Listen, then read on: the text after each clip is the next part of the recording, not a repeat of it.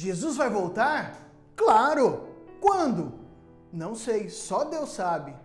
Meu nome é Tiago e este é o Pão em Casa.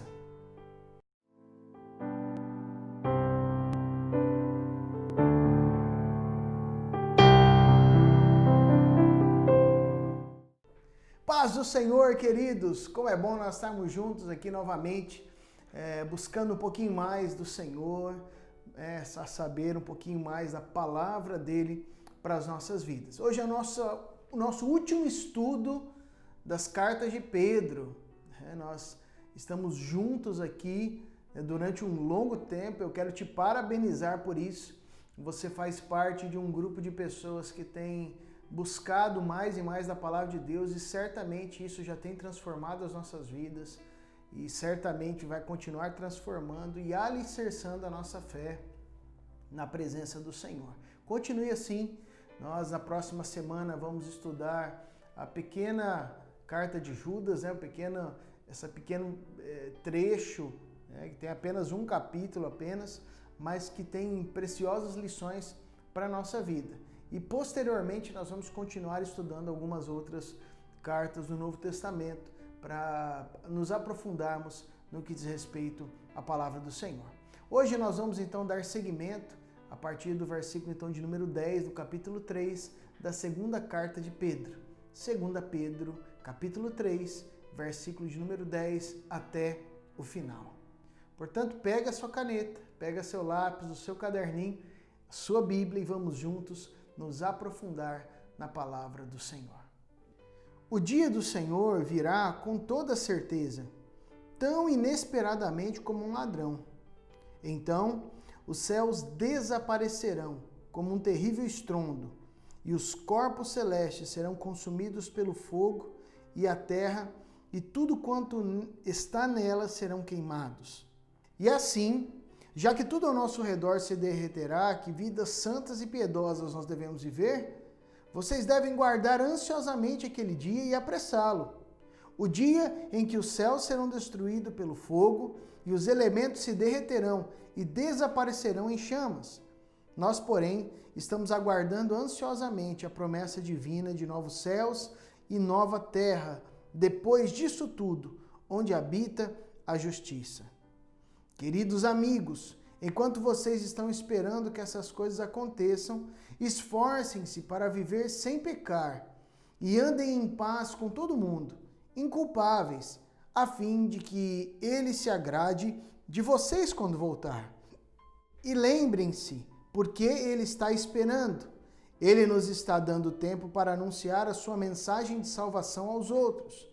O nosso amado irmão Paulo já falou com grande sabedoria acerca dessas mesmas coisas em muitas das suas cartas. Algumas explicações dele não são fáceis de entender e há pessoas instáveis e ignorantes que sempre estão buscando alguma interpretação fora do comum. Elas torcem as cartas dele de todos os lados, dando um significado completamente diferente daquilo que ele queria dizer, tal como fazem com as outras partes das Escrituras. Mas o resultado será a ruína deles.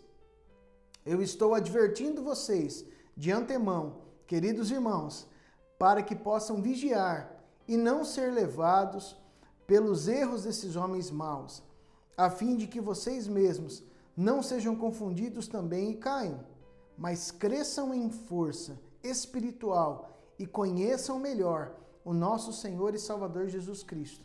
A Ele seja a glória, tanto agora como eternamente. Amém. Vamos orar? Senhor Deus, nós te exaltamos e glorificamos o Teu nome. A Tua presença é maravilhosa em nós. E doce Espírito Santo, amado Jesus, nós clamamos mesmo o Teu toque neste dia sobre nós. Espírito Santo, venha nos iluminando, esclarecendo todas as coisas, para que possamos compreender a Tua palavra e ouvir a Tua voz. Fala conosco, esta é a nossa oração em nome de Jesus. Amém. Falsos mestres, distorções da palavra, pessoas tentando justificar o seu modo de viver pecaminoso, distorcendo a palavra do Senhor. Isso não é novidade, queridos. e nós temos visto ao longo destas cartas estas questões se repetindo dia após dia. Também foi a realidade enfrentada por Paulo e essa também é a realidade que nós enfrentamos nos dias atuais. Hoje eu quero continuar neste caminho diante da palavra de Deus, nesses textos aqui de Pedro, olhando e podendo aprender com ele e sendo edificados pela palavra acerca da nossa conduta em face do retorno de Cristo. Como nós dissemos anteriormente, há uma série de estudos, né, que tentam justificar as suas práticas dizendo que Jesus não vai voltar ou que o retorno de Cristo é algo utópico apenas. Mas nós cremos e como a própria Escritura nos mostra, né, a grande maioria dos livros do Novo Testamento, das cartas, falam acerca do retorno de Cristo. Se Jesus não fosse voltar, não seria algo que está tão intrinsecamente ligado às Escrituras. Ele vai voltar, é cumprimento do Antigo Testamento, é a realidade das igrejas do Novo Testamento, dos profetas, dos apóstolos, quer Antigo, quer Novo Testamento. A Bíblia aponta para a segunda vinda de Cristo, onde ele vai buscar a sua igreja. E qual é a implicância disso para a nossa vida? O que implica nós estarmos olhando para Cristo e aguardando o seu retorno? Implica justamente na forma que nós vamos viver. É fato, querido, que as pessoas não querem ter uma experiência com Cristo, não querem caminhar com Cristo, não querem levar Jesus para suas casas, porque levar Jesus para casa implica em mudança de vida. Caminhar com Cristo é mudança de vida. Aquele que quer vir após mim, disse o próprio Jesus, negue-se a si mesmo, tome sua cruz e siga-me. E é por isso que muitas pessoas tentam distorcer e adequar a palavra de Deus às suas práticas, ao seu próprio jeito de viver, quando na verdade somos nós que devemos adequar a nossa maneira de viver à palavra do Senhor. Nós vamos estar analisando versículo a versículo e crescendo um pouco mais nessa temática hoje, para a glória do Senhor. Havia um ditado bem popular na época de Jesus, que ele se apropria deste para falar acerca do seu retorno, que ele virá naquele dia como um ladrão na noite. Paulo também utiliza essa mesma expressão quando ele escreve então aos Tessalonicenses. Nós vemos também João, né, apresentando esta mesma analogia quando ele escreve a igreja de Sardes, e aí neste sentido, Sardes sabia com grande prática, né, com experiência, o que é ser alcançada por ladrões, tendo em vista que Sardes ela foi por 2 vezes essa cidade saqueada por ladrões. Né? Então, quando João declara a igreja de Sardes, eles ficam ali impactados, né? Poxa, porque eles sabiam propriamente do que isso significa. Se você já foi um dia assaltado, né, já teve a sua casa invadida, e o nosso propósito aqui não é falar sobre a questão do ladrão em si, mas dessa experiência. Se nós soubéssemos o dia e a hora que um ladrão viria, nós estaríamos preparados. Mas como nós não sabemos, qual deve ser a nossa atitude? Caminhar como nécios, né? A revelia ou aguardando, porventura não sermos pegos de surpresa? Não, devemos nos prevenir, nos precaver. E aqui é justamente sobre isso que Pedro está dizendo. Jesus não é um ladrão, está longe disso, ele é o Salvador das nossas vidas. Mas o dia e a hora que ele vai voltar, ninguém sabe. Isso já é uma prevenção do próprio Senhor, né, tendo em vista o nosso coração, ele ser tendencioso a deixar as coisas para a última hora. O próprio Senhor, ele toma essa atitude de nem o próprio Cristo ter a ideia de quando então ele vai voltar. Recentemente nós tivemos já pessoas dizendo que não é possível calcular o dia, mas seria possível calcular o ano. Isso é mentira, queridos. De fato, não há como saber.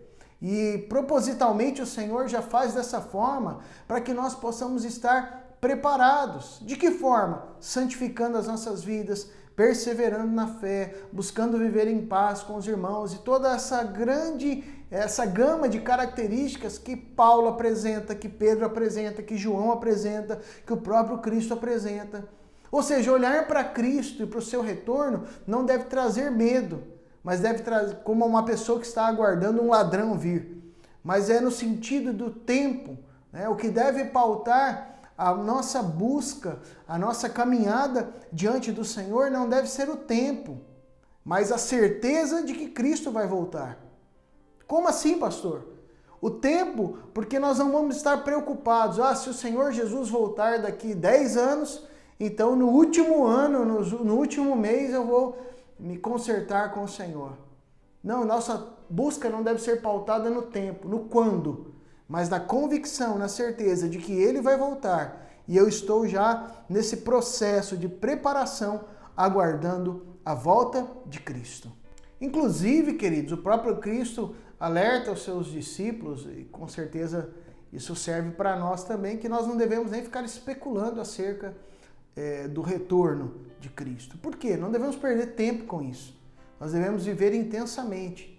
Lembrando, os amados, que o retorno de Cristo, muitas pessoas acreditam que só vão ter a sua vida, a sua passagem terrena encerrada no retorno de Cristo. Mas o Senhor, Ele pode chamar a nossa senha a qualquer momento. Nós não sabemos o dia de amanhã, né? Então, a volta de Cristo, ela pode ser abreviada para alguns, né? É claro que, entre aspas, essa volta de Cristo que eu estou falando, ser abreviada, é quando o Senhor chama. Nós não sabemos até quando nós estaremos nesse plano terreno, né? E seremos chamados pelo Senhor. Por isso, vigie em todo o tempo. Este é o argumento de Cristo Jesus, é o argumento de Paulo, de João e também é o argumento aqui de Pedro. E Pedro, ele continua falando acerca deste retorno, ele apresenta aqui alguns aspectos acerca desse julgamento de Cristo, de como ele vai acontecer. Ele destaca aqui que os céus passarão com um estrepitoso estrondo, né? Ou então nós podemos colocar como se fosse uma convulsão universal.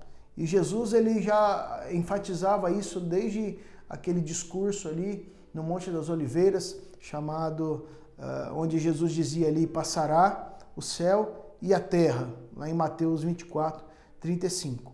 E o céu aqui se refere-se então àquilo que é físico e visível, o firmamento, né, essa parte visível dos céus, mas ela também se refere a toda a grandeza e a parte que nós não conhecemos, né, que ainda não é conhecida, do universo, né, intergaláctico, interestelar. Toda esta realidade diante do retorno de Cristo vai ser, então, vai passar por este estrondo, né, intergaláctico, se a gente pode colocar dessa forma.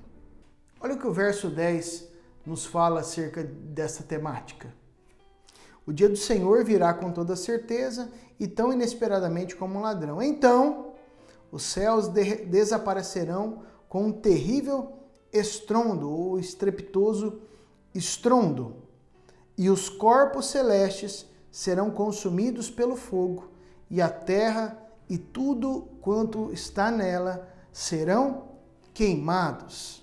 Quando Pedro aponta este termo aqui, os elementos, faz justamente referência a tudo, querido. Desde as questões atômicas, subatômicas, tudo será aniquilado, né, diante do fogo do Senhor. Isso serve para nos trazer medo? Jamais. Pelo contrário, a palavra de Pedro aqui estejam preparados para o retorno de Cristo. Para aqueles que estão vivendo a corrupção, vivendo no pecado, aqueles que se opõem a Cristo, queridos, é um pesadelo inescapável, ou seja, não há como escapar desta condenação de julgamento. Mas para nós, queridos, é o cumprimento de um sonho, da esperança, onde nós estaremos juntos num novo céu, numa nova terra, um lugar, até nós vamos falar um pouquinho mais sobre isso, mas um lugar pleno, perfeito, de justiça plena. Então, o retorno de Cristo deve nos motivar a uma transformação diária e trazer uma grande alegria nos nossos corações, aguardarmos com grande expectativa este cumprimento glorioso deste retorno do Senhor Jesus para buscar a sua igreja. Porventura você tem vivido uma caminhada meia boca, querido, ou só um cantinho de boca, isso deve trazer sim preocupação a você, porque não há como escapar diante do julgamento do Senhor. Então talvez você tenha protelado na tua vida, brincado com as coisas, deixado para amanhã, sou muito novo para buscar o Senhor, ou tenho muitos afazeres para buscar o Senhor, sempre arrumando desculpas, né? O Senhor ele pode voltar a qualquer momento, e eu espero que você esteja preparado. E a forma de se preparar é deixar essa vida, né, onde você vai sempre protelando o teu encontro real com Cristo e começar a viver uma nova vida, para que você já esteja se preparando para os novos céus e para uma nova terra. Versículo 11. E assim, já que tudo ao nosso redor se derreterá, que vidas santas e piedosas nós devemos viver? Vocês devem guardar ansiosamente aquele dia e apressá-lo, o dia em que os céus serão destruídos pelo fogo e os elementos se derreterão e desaparecerão em chamas. Nós, porém, estamos aguardando ansiosamente, né, ou com grande expectativa, a promessa divina de novos céus e nova terra, depois disso tudo, onde habita a justiça. Queridos amigos, enquanto vocês estão esperando que essas coisas aconteçam, esforcem-se para viver sem pecar e andem em paz com todo mundo, inculpáveis, a fim de que ele se agrade de vocês quando voltar. Tendo em vista aquilo que Pedro anteriormente fala, que as coisas vão acontecer dessa forma, tudo será aniquilado, nós podemos olhar então aqui a partir do versículo 11, Pedro elencando algumas questões importantes, né? E não só ele neste texto, mas no decorrer do Novo Testamento, nós vemos que a vinda de Cristo ela se torna uma motivação para uma vida de santidade. Então, fala justamente em nós vivermos em função da eternidade e não em função do tempo. É olharmos para a eternidade, para este prêmio soberano do Senhor para as nossas vidas. Por isso, nós devemos, então, escolher o que é permanente para as nossas vidas, o que é eterno e não aquilo, então, que é passageiro. E aqui, o versículo 12 e 13, eles trabalham algumas coisas importantes para a nossa vida. Então nós temos, por exemplo, a expressão novamente aqui, o dia do Senhor, o dia de Deus, que é justamente o dia em que todas as coisas vão se cumprir, o triunfo total de Deus, onde haverá então esse julgamento. E aqui em preparação para este dia, Pedro reitera que o Senhor ele vai destruir o presente universo. E após a destruição do universo, o dia de Deus chegará e esse sistema mundial corrupto será para sempre abolido. Lá em Romanos capítulo 8, nós vemos algo semelhante também, do versículo 18 a 23. Há uma outra expressão aqui no versículo 12 que é interessante para nós refletirmos, né? Quando ele declara que nós podemos apressar a vinda do Senhor. Para alguns, esta ideia de apressar seria justamente como se nós pudéssemos, de alguma forma, à medida que nós evangelizamos mais e mais pessoas, antecipar a vinda de Cristo. Mas também existe aqui como uma expressão, né, da tradução original, que não seria a melhor tradução a apressá-lo, né? Mas no sentido de desejar ardentemente. Eu já prefiro essa segunda opção, né, que aqui o texto se refere justamente a isso, né? O Senhor ele já tem as coisas pré-estabelecidas, né? Como se de alguma forma eu tivesse poder de apressar algo, de alterar o tempo, né? Mas aqui é justamente essa ideia de aguardar com expectativa, né? Essa ansiedade também não é aquela ansiedade pecaminosa, mas fala justamente dessa expectativa, então, de nós nos encontrarmos com o nosso Senhor. E no verso 13, ele fala então dessa vinda do Senhor, mas a promessa dele de novos céus e nova terra. Então aqui a expressão novo significa uma nova qualidade, um novo tipo. Então não seria uma reforma dos céus que nós vemos ou uma reforma da terra. O sentido deste texto que Pedro nos escreve é que o Senhor está criando uma nova qualidade, um novo tipo de céus, um novo tipo de terra diferenciado que ainda não foi criado e neste lugar reina a justiça. Essa é a ideia deste termo novos céus e nova terra, nos quais habita a justiça, ou seja, uma justiça que está presente em todo momento. O apóstolo João também, ele descreve esse novo e maravilhoso universo em Apocalipse capítulo 21, versículo 1 a 4 e o capítulo 22, versículo 1 a 7. Eu quero te convidar a ler agora juntamente conosco. Apocalipse 21, de 1 a 4. Então vi uma nova terra e um novo céu, porque a primeira terra e o primeiro céu haviam desaparecido, e o mar já não existia mais. Eu, João, vi a cidade santa, a nova Jerusalém, descendo de Deus e vindo do céu. Era uma vista gloriosa, linda como uma noiva que vai se encontrar com o seu noivo. Eu ouvi um alto brado que vinha do trono dizendo: atenção, a morada de Deus agora está entre os homens, e ele morará com eles, e eles serão o seu povo. Sim, o próprio Deus estará entre eles, e será o seu Deus. Ele enxugará todas as lágrimas dos olhos deles, e não haverá mais morte, nem tristeza, nem choro, nem dor. As coisas antigas já passaram. Queridos, eu fico arrepiado de ouvir essa descrição, de ler essa descrição aqui de João, acerca dessa visão maravilhosa e tremenda, queridos. Um lugar pleno. Olha que coisa maravilhosa.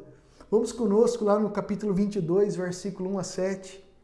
Então o anjo me mostrou o rio da água da vida, limpa como cristal, que fluía do trono de Deus e do Cordeiro, e que passava no meio da rua principal. De cada lado do rio estava a árvore da vida, que dá frutas 12 vezes por ano, uma em cada mês. As folhas eram utilizadas como remédio para curar as nações. Na cidade não haverá maldição nenhuma, porque o trono de Deus e do Cordeiro estará ali, e os servos dele o adorarão. Eles verão o seu rosto, o nome dele estará escrito nas suas testas, e ali não haverá mais noite, não haverá necessidade de luz de candeia ou de luz de sol, porque o Senhor Deus será a luz deles, e eles reinarão para todo sempre. E o anjo me disse: essas palavras são verdadeiras e dignas de confiança. O Senhor Deus, que dá o seu Espírito aos profetas, enviou o anjo para dizer a você que isto acontecerá brevemente. Eis que venho em breve. Felizes aqueles que guardam as palavras da profecia deste livro. Que visão tremenda, amados! Que coisa linda e maravilhosa do Senhor! Olha como vai um trecho da palavra, vai atestando o outro, vai confirmando. Essa deve ser a nossa esperança, meus irmãos. Não ficarmos preocupados com isso, com aquilo, com o Covid, com o que estão falando do comércio, com isso ou com aquilo. Temos o pé no chão e administrar bem aquilo que o Senhor tem nos dado. Mas a nossa esperança é na eternidade. O Senhor já está preparando as moradas celestiais. Por isso se santifique, viva uma vida piedosa, viva em paz com os irmãos. Porque aquele dia que o Senhor voltar nos buscar, que este seja o nosso local, a nossa morada eterna, as moradas celestiais, a nova Jerusalém. Ah, querido, isso é tremendo, isso emociona a minha vida e enche o meu coração de alegria. Poder viver e esperar com grande alegria e com grande expectativa o retorno do nosso Senhor. Você, querido, isso deve ser motivação também para você compartilhar aos quatro cantos deste mundo a verdade do Evangelho, para que outras pessoas possam ter o coração sedento pela presença e pelo retorno do nosso Senhor. Se porventura você caiu de paraquedas neste vídeo, apareceu para você, e você tem vivido longe dos caminhos do Senhor, este dia é um dia de arrependimento, de mudança de vida, de tomada de posição, porque significa que ainda deu tempo de você se arrepender e ter uma nova vida estabelecida pelo Cordeiro. Enquanto nós esperamos isso, nós devemos estar com os nossos corações motivados, mas olhando uns para com os outros, essa responsabilidade para com o nosso próximo. É o que Pedro está abordando aqui no verso 14. Vamos olhar juntos? Queridos amigos, enquanto vocês estão esperando que essas coisas aconteçam, esforcem-se para viver sem pecar.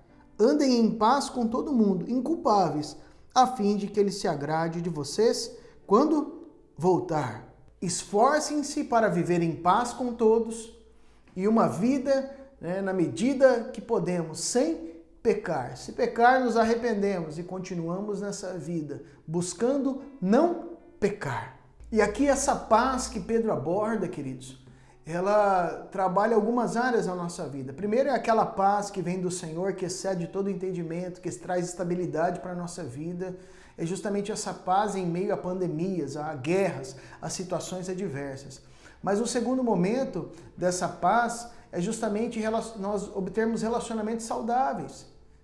Deixarmos de viver por picuinhas. Não está falando de confrontos acerca da palavra de Deus, de nós zelarmos por viver a caminhada. Há pessoas que, em nome dessa paz, evitam confrontos a todo custo. Não. Há momentos que nós precisamos confrontar, exercer a voz profética e sermos um instrumento de vida na vida de outras pessoas através da correção. Mas fala de não viver uma vida de picuinhas, de bobeirinhas, mas nós podemos viver uma vida transformada, onde nós obtemos relacionamentos saudáveis. Ele apresenta também esse viver sem pecado em contraste aos falsos mestres, que viviam nos seus deleites, nos seus prazeres, prazeres da carne, em prostituições, em orgias, em bebedeiras, vivendo segundo o curso deste mundo.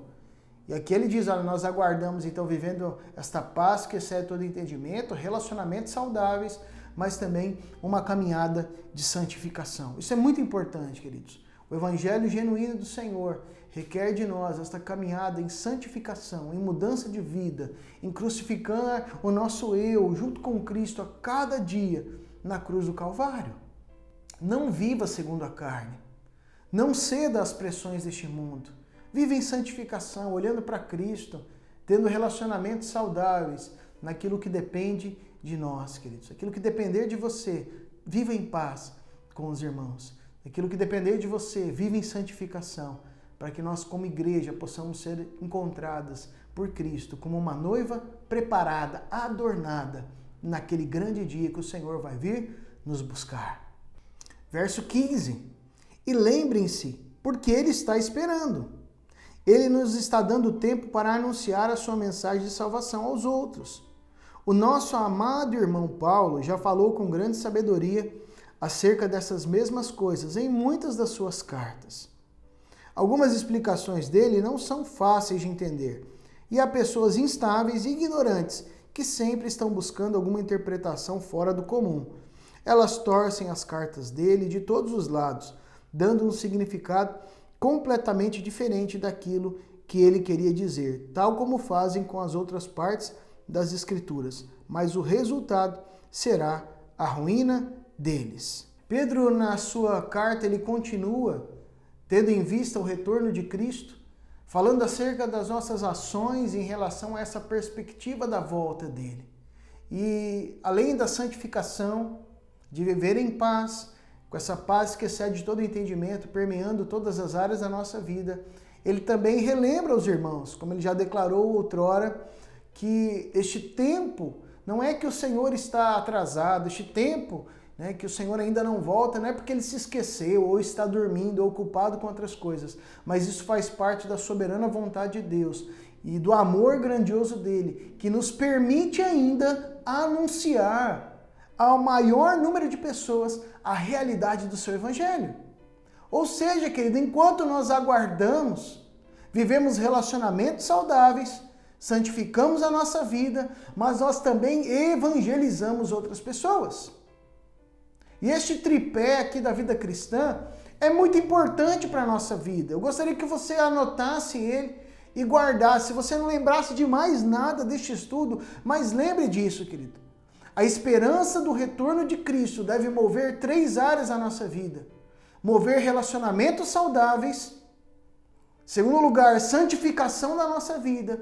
E terceiro lugar, a evangelização de pessoas. Olhamos para Cristo e enquanto olhamos para Ele, vivemos a comunidade de fé com relacionamentos saudáveis, buscamos a santificação da nossa vida, do nosso caráter, mas nós também nos preocupamos com os de fora e anunciamos o reino do Senhor até o dia que Ele vai voltar para buscar a sua igreja.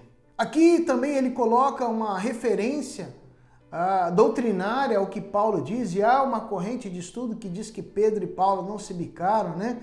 Porque Paulo, em Antioquia, ele chama a atenção de Pedro, né? E ali nós temos dois líderes, né, com uma personalidade extremamente forte, mas o fato é que quando Pedro ele escreve aqui, ele reconhece plenamente a autoridade de Paulo sobre a sua vida. Note que ele diz assim, o nosso amado irmão. A expressão também como igualmente, ou seja, como o ensino apostólico é muito semelhante. Como Pedro também concorda com aquilo que Paulo tem ensinado, chamando ele também de irmão. Quando Paulo chama a atenção de Pedro lá em Antioquia, você vai ver isso lá em Gálatas capítulo de número 2, do verso 11 até o 21. Pedro, sem dúvida, querido, aceitou essa repreensão e amadureceu diante disso. Nós vemos em toda a história de Pedro ele sendo repreendido por Cristo, né, em vários momentos, amadurecendo, crescendo, né? E nós vemos ele como pastor mostrando isso aqui neste texto, reconhecendo que Paulo também recebeu sabedoria divina para escrever as cartas, para anunciar o reino, para ensinar a igreja, para viver esta realidade pastoral. Certas verdades ditas por Paulo são difíceis de entender, não por causa da sua comunicação, mas porque são realidades, né, que nós, como seres humanos, precisamos ter uma sabedoria do alto para discernirmos essas verdades teológicas e doutrinárias que Paulo apresenta. Por exemplo, né, o que é difícil de entender? Coisas, por exemplo, como o arrebatamento da igreja, que ele escreve em 1 Tessalonicenses capítulo 4, verso 15 a 17. Por exemplo, a vinda do homem de iniquidade, 2 Tessalonicenses 2, de 1 a 4. O retorno de Cristo para julgar, 1 Tessalonicenses 5, de 1 a 11. As glórias dos céus, né? Outras questões como a predestinação, salvação. Então, todas essas partes doutrinárias e teológicas não são um alimento de um leitinho, uma papinha, são um alimento sólido. E o que Pedro está dizendo é, olha, Paulo é muito profundo no que ele ensina. E esses falsos líderes pegam a complexidade e a profundidade dos ensinos de Paulo e distorcem eles e usam por seu bel prazer. É isso que Pedro ele está dizendo. Que essas complexidades, então, abriram oportunidade para pessoas ignorantes e instáveis, os falsos mestres, deturparem as escrituras. E ele diz que não foi só com Paulo isso, mas eles fazem com toda, então, a escritura, e eles, então, serão condenados por isso e julgados por essas práticas. Nesse sentido, vale salientar que isso também é uma realidade para hoje em dia. Cuidado você, querido, que gosta de distorcer a palavra para o seu bel prazer, né, que gosta de modificar aquilo que a palavra de Deus usa, ou usar um texto fora de contexto. Tome cuidado, viu? Porque você acaba se encaixando nesse texto aqui de Pedro, mas do lado errado, viu? Que você possa, então, ser encontrado juntamente com aqueles que estão buscando a realidade dos céus. No verso 17, nós vamos ler ele daqui a pouquinho juntos, entra aqui em tema os insubordinados, né? Vamos ler juntos esse texto para nós continuarmos aqui? Eu estou advertindo vocês de antemão, queridos irmãos, para que possam vigiar e não ser levados pelos erros desses homens maus, a fim de que vocês mesmos não sejam confundidos também e caiam. Ou em outras versões, né? Homens maus aqui são insubordinados. Mas cresçam em força espiritual, verso 18, e conheçam melhor o nosso Senhor e Salvador Jesus Cristo. A Ele seja a glória, tanto agora como eternamente. Amém e amém. Essa expressão insubordinados ou homens maus significa do original justamente homens sem lei, pessoas sem regra, ou seja, que não há um hábito, não há um costume, não há uma vida, simplesmente tem a sua vida, né, pautada por aquilo que dá na telha, o que vem à cabeça em qualquer momento, uma vida na carne. E aqui Pedro, ele não tem o medo de que os cristãos perdessem a salvação, mas que deixassem a estabilidade de viver segundo a palavra de Deus. Há uma estabilidade para a nossa vida quando nós caminhamos segundo os princípios da palavra de Deus. E o temor aqui de Pedro não era a perda da salvação, mas que os irmãos começassem a viver uma vida mais ou menos, ora lá em cima, uma vida de gangorra, né? O crente gangorra, uma hora está em cima, outra hora está embaixo. Coisa que aquele que vive na palavra vive uma vida de estabilidade, porque vive nos princípios do Senhor. E você, meu irmão? Você tem vivido uma vida estável na presença do Senhor, baseada na palavra do Senhor? Ou a tua vida tem sido guiada pelos momentos, pelas emoções, pelas situações? O Senhor te chama neste dia a firmar a tua vida na palavra de Deus, experimentando uma estabilidade sem fim para a tua história. Esta estabilidade que o Senhor requer de nós faz bem para as nossas vidas. E Pedro, ele termina o verso 18, com o verso 18, aliás, falando acerca de nós crescermos na graça, crescermos no conhecimento de Cristo, nos aprofundarmos, buscarmos mais e mais da presença do Senhor para a nossa história. Olha que tremendo, queridos. Isso está embutida na tríade da santificação. A santificação ela só vem mediante o conhecimento da palavra de Deus. Nós começamos então a experimentar mais e mais da graça de Deus sobre a nossa vida. E eu quero aqui mais uma vez enfatizar esta tríade, né, da palavra de Deus, a tríade que nos guia olhando para a salvação. Uma tríade que nos mostra que o Senhor Jesus vai voltar. Por isso, nós então mantemos relacionamentos saudáveis. O Senhor Jesus Cristo vai voltar. Por isso, nós santificamos a nossa vida e nos aprofundamos em conhecer mais e mais de Cristo, experimentando mais da graça dele. O Senhor Jesus vai voltar e por isso nós evangelizamos, declaramos a palavra de Deus a toda e qualquer pessoa que aparecer na nossa frente. É claro que o processo de evangelização de algumas pessoas se dá muito rápido. Outras é como se fosse, então, um namoro, né? Você vai de longe, vai conquistando, ou uma luta. Quando a pessoa baixa a guarda, você, então, pode entrar com o Evangelho. Mas que nós possamos ser guiados por Cristo, com essa expectativa do retorno de Cristo nessas três áreas. Que o Senhor te ajude e me ajude, pela graça dele, a cumprir com essas três áreas e aguardar com grande expectativa o retorno de Cristo. É claro que Pedro aqui, ele encerra declarando toda a glória e toda a honra ao Senhor. É a sua última expressão, a ele seja a glória, tanto agora como no dia eterno. E que nós possamos viver pela glória e para a glória de Deus. Vamos orar? Senhor Deus, nós te adoramos e te exaltamos, porque hoje nosso coração pode se encher de alegria e de muita expectativa com o teu retorno. Mas pedimos o teu auxílio para que possamos viver relacionamentos de paz, vivermos a santificação das nossas vidas dia após dia e sermos impelidos pelo teu Espírito a pregar o Evangelho a todos quantos, ó Deus, cruzarem a nossa vida, o nosso caminho. Usa, ó Deus, a tua igreja, usa esse irmão, essa irmã que está nos assistindo hoje, para que possa ser um canal de bênção e de frutificação. Nós oramos e os abençoamos. Em nome de Jesus, amém e amém. Quero te convidar, querido, a se inscrever no nosso canal do YouTube, tanto no Pão em Casa, que é isso que você está recebendo, como no Igreja Presbiteriana Independente de Amambai, IPI Amambai, para que você possa estar partilhando dos nossos cultos, de mensagens, de devocionais, de estudos bíblicos e também nos ajudando a alcançar o máximo de pessoas neste canal. Então se inscreva, dá o joinha também, curte aí conosco, né? Então se inscreva, coloca o joinha, então dá uma curtida no vídeo para o YouTube entender que você quer receber mais desses vídeos.